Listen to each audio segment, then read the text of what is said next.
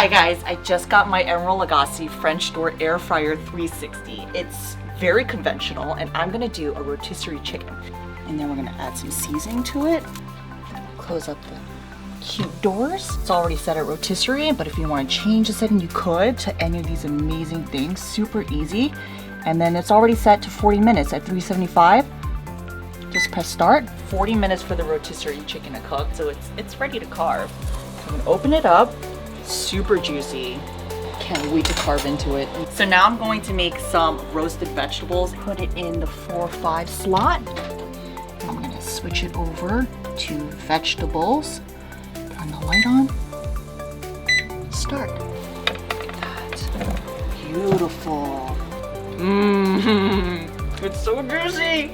You have one system to do your entire dinner from start to finish.